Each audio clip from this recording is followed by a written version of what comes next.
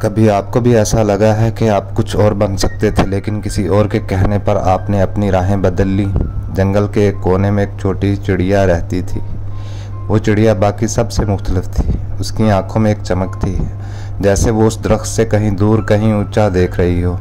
وہ اکثر پوچھتی، ہم ہر دن یہیں اڑتے ہیں، بس تالاب، جامن کا درخت اور واپس گھونسلہ، کیا جنگل کے باہر کچھ نہیں ہے؟ اس کے جھنڈ کی بزرگ چڑیا بولی، باہر کی دنیا آسان نہیں ہے بیٹا، وہاں شکاری ہیں جو صرف پر نہیں خواب توڑ دیتے ہیں، اور کئی بار اکیلا پن اتنا گہرا ہوتا ہے کہ اپنی ہی آواز ڈرانے لگتی ہے۔ بندر نے ہنس کر کہا، اتنا سوچتی کیوں ہے؟ اڑ تو سکتی ہے، لیکن کیا لوٹ بھی پائے گی؟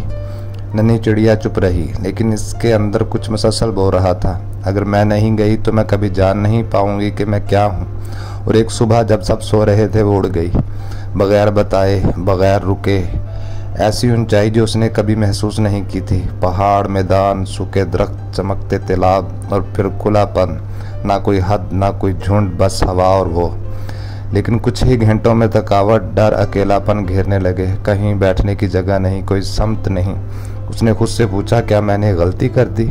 اور تبھی ایک دور چڑیا نظر آئی جو مسکراتے ہوئے بولی، ہر اڑان میں ڈر ہوتا ہے، پر اگر تو رکتی تو یہ کبھی جانتی ہی نہیں کہ تجھ میں اتنا دم ہے۔